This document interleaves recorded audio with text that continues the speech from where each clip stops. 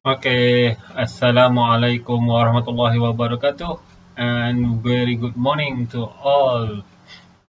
Kita sambung kita punya pendidikan kesihatan, buku teks muka surat 18. Okay, tajuk kita hari ini minat untuk sihat. Ada setengah orang dia tak minat untuk sihat. Sebab tu bila sembang bab kesihatan, dia tak peduli sangat. Pasal apa? Pasal terutamanya sebab umur yang muda kita akan berasa kita sihat. Macam dah tua dah ni, memang minat untuk sihat. Okey. Pameran yang berlangsung semasa kempen makanan berkhasiat di sekolah telah memperkenalkan banyak konsep baharu kepada Jimmy, Zeti dan rakan-rakan di sekolah. Selain pemakanan seimbang, pilihan terbaik, mereka juga mendapat pendedahan tentang makanan yang diproses secara sihat dan makanan yang kaya antioksidan.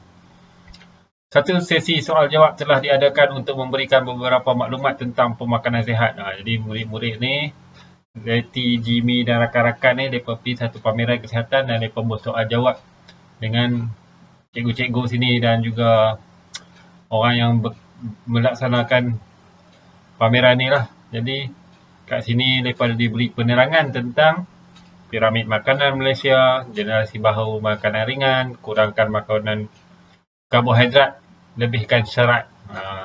Jadi cadangan-cadangan tentang makanan-makanan yang perlu kita ambil untuk kita kekal sihat. Okey, kita ikuti perbualan dia antara Jimmy, Zeti, rakan-rakan bersama-sama dengan Cikgu Fidana dan Wakil Kementerian Kesihatan Malaysia mengenai maklumat yang terdapat pada poster tersebut. Zeti tanya, apakah contoh makanan yang diproses dan tidak memudaratkan kesihatan? Makanan yang diproses. Cikgu Fidana jawab, ada dua jenis makanan yang diproses. Yang mudarat ialah makanan yang melalui proses kimia. Seperti kebanyakan makanan segera. Okey, makanan yang diproses melalui proses kimia. Contohnya, apa dia? Kalau kita ingat balik, makanan ni contohnya nugget. Dia diperbuat daripada ayam ataupun daging. Tapi dia sebenarnya lebih melalui proses kimia yang menyebabkan makanan tu tahan lama. Cuba kita fikir tengok nugget dengan ayam ni, kalau kita buat sendiri, kita potong sendiri dan kita ambil daging, kita cincang-cincang, kita buat sendiri dalam bentuk nugget atau bentuk daging burger, agak-agak tahan lama. Tak boleh tahan lama sebab kita tak gunakan proses bahan kimia. Okay. Yang bermanfaat pula ialah makanan yang melalui proses mula jadi seperti mentega, keju, buah-buahan kering. Okey, yang ni kita ambil daripada bahan-bahan semula jadi seperti buah-buahan dan juga susu lembu. Kita jadikan makanan baru seperti mentega dan keju tadi. Okey. Serta buah-buahan kering. Buah-buahan kering ni macam kurma. Kurma yang kering tu, yang tu adalah makanan semula jadi. Okey. Kismis. Kismis tu tahu daripada apa? Kismis tu, cuba cek balik. Tak silap saya daripada buah anggur. Buah anggur yang kering jadi kismis. Okey. Bagaimanakah kalori yang tinggi boleh menyebabkan penyakit?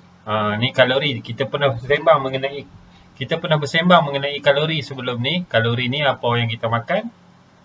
Dia akan jadi satu sumber tenaga kepada kita. Apabila makanan berkalori tinggi, maknanya tenaga yang tersimpan dalam makanan itu juga tinggi. Di dalam badan, tenaga yang berlebihan akan berubah menjadi lemak. Lemak inilah menyebabkan kemudaratan dan penyebab kepada penyakit kronik seperti hipertensi, diabetes dan gejala obesiti dalam kalangan kanak-kanak dan remaja. Maksud dia lebih kurang macam makan banyak. Makan banyak, kurang bergerak, kurang guna. Okay? Bila kita makan banyak, kita kena guna banyak. Macam orang dulu-dulu, okay, mereka akan makan dengan banyak. Nasi bertimbun, lauk banyak. Sebab apa? Mereka bekerja kuat. Seperti melakukan pertanian dan juga melakukan aktiviti-aktiviti kerja berat. Okay? Tapi kita sekarang ni banyak. Contohnya waktu PKP sekarang ni, kita makan banyak tapi kita hanya duduk di rumah tanpa ada aktiviti-aktiviti yang menggunakan kalori. Jadi kalori kita jadi guna sikit, masuk banyak dan dia akan simpan menjadi lemak. Sebab tu badan kita akan menjadi kurang sihat dan mendapat penyakit-penyakit yang telah dinyatakan tadi. Macam Sir sendiri, Sir pernah cerita Sir ada serangan jantung. Sir pernah terkena serangan jantung disebabkan arteri saluran darah tu tersumbat disebabkan oleh lemak ataupun kita panggil hasil daripada makanan yang berlebihan. Okey, masa dulu sebanyak makan dan sekurang bersenam. Jadi proses tu menyebabkan dia terkumpul dalam darah dan darah tu akan tersumbat dan saluran darah tu tersumbat menyebabkan jantung tak boleh nak pump darah. Okey, jadi serangan jantung dan boleh membawa maut.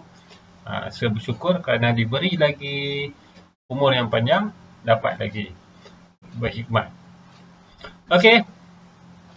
Apakah pula makanan yang kaya antioksidan? Saya tidak pernah dengar. Apakah pula manfaatnya? Okey, antioksidan ni macam mana pula? Makanan yang kaya antioksidan banyak terdapat pada sayur-sayuran dan buah-buahan segar. Selain itu, makanan yang diproses seperti buah-buahan kering, coklat dan minuman teh juga kaya dengan antioksidan. Khasiat ini boleh menghindarkan penyakit seperti penyakit jantung dan kanser. Okay, jadi orang macam Sir ni kena banyak makan benda-benda yang mempunyai antioksidan. Jadi dapat meningkatkan kesihatan dan awak pun kena juga. Dan selalu kita dicakapkan dengan coklat ni adalah makanan yang tidak sihat. Yang tak sihat tu gula-gula, bukan coklat. Tapi orang Kedah panggil gula-gula tu coklat. Okay. Coklat ni contohnya Sir ada coklat kat sini. Coklat ni contohnya yang ni, okey. Saya tak mau tunjuk aja nama lagi, awak kata promosi pula. Okay, dalam ni ada coklat, ada kacang dan dua-dua tu antioksidan yang bagus untuk kesihatan. Dapat meningkatkan kita punya orang panggil apa? Lupa lah saya, nanti saya catat. Okey. Dengan berpandukan piramid makanan, sediakan satu set menu sarapan pagi, makan tengah hari dan makan malam. Nyatakan rasional menu kamu itu. Okey, kita nak tengok piramid makanan. Piramid makanan ni macam mana? Okey, ni saya ada cari. Okey, ni nama dia piramid makanan. Dalam piramid makanan ni, piramid makanan Malaysia ni, piramid makanan Malaysia, maksud dia makanan-makanan yang ada di Malaysia lah. Okay, ada piramid makanan banyak lagi kalau kita cari dalam internet. Tapi ada setengah tu tak sesuai dengan Malaysia sebab makanan-makanan yang dinyatakan dalam piramid tu susah untuk diperolehi di Malaysia. Okay. Yang atas ni yang paling sikit kena makan. Sederhana, makan banyak dan makan secukupnya. Maksudnya lagi tinggi, kena lagi kurang kita makan benda tu. Kita tengok yang tinggi dulu, atas sekali apa yang paling sedikit kita kena makan. Lemak, minyak, gula dan garam. Kalau awak pandai masak, awak kurangkan masuk penambahan gula dan garam di dalam makanan yang awak masak. Okey. Makanan secara sederhana. Ini makan juga tapi tak boleh banyak, tak boleh sikit sangat. Kena ada. Okey. Dia ada dua. Okey, satu susu dan produk ternusu. Ikan, ayam, daging dan kekacang. Tadi kacang tadi saya ada tunjukkan coklat dan kacang.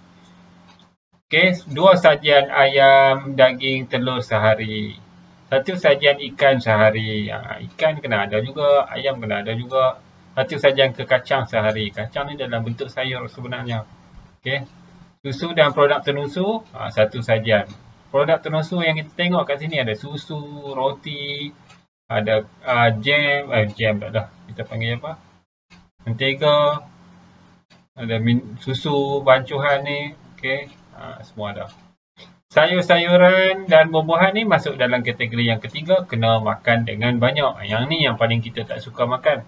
Saya sendiri sayur pun saya pilih, tapi saya bukannya tak makan, tapi saya makan banyak, cuma tak semua sayur yang saya suka. Okey. Buah-buahan lah, buah-buahan saya boleh suka jugalah, banyak juga.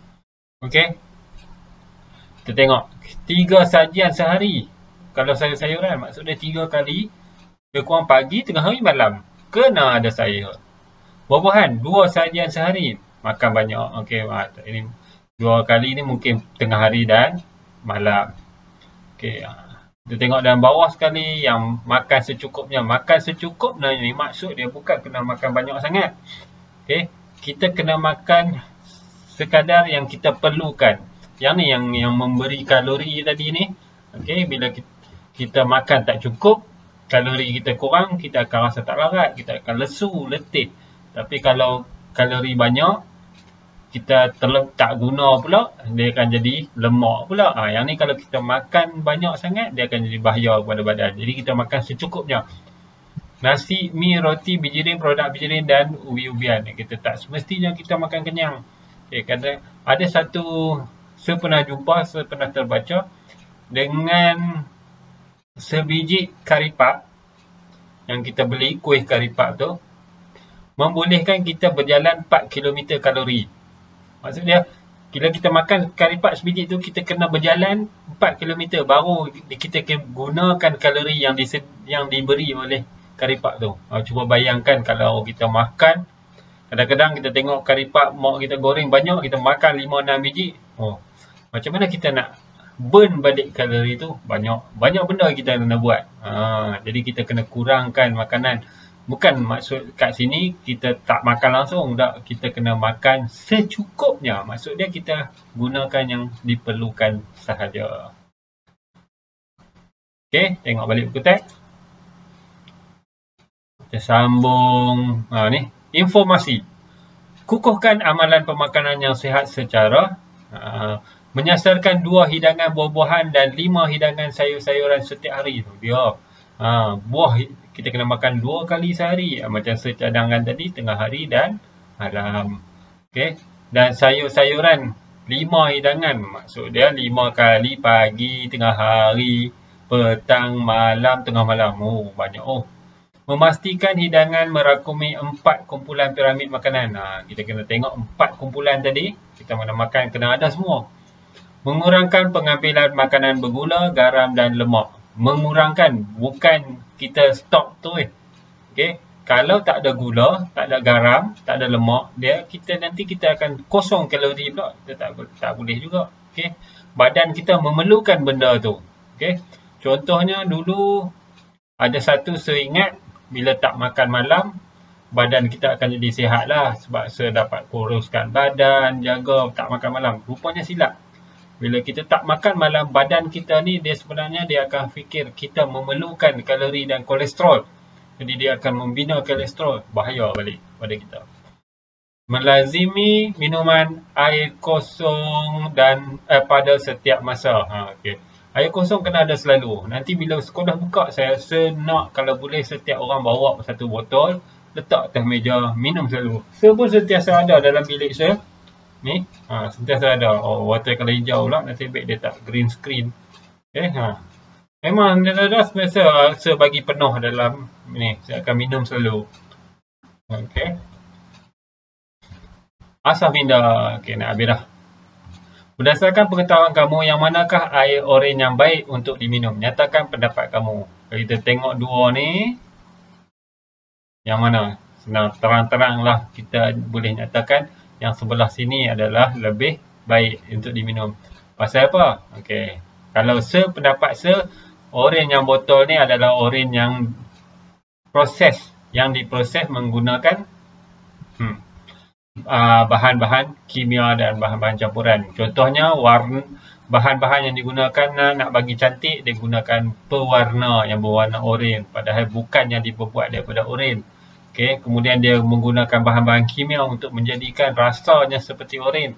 Dan tentunya minuman yang sedap ni datangnya adalah dari minuman yang bergula tinggi. Jadi dalam kandungan ni mestilah gulanya tinggi. Okey, kat sini kita menggunakan bahan semula jadi dan jadikan minuman jus. Dan bahan semula jadi ni telah diketahui mempunyai antioksidan. Okey. Itu saja untuk hari ini. Semoga kita dapat bermanfaat. Semoga awak boleh mengamalkan pemakanan yang sihat dan berjumpa lagi kita di kelas yang akan datang. Assalamualaikum warahmatullahi wabarakatuh.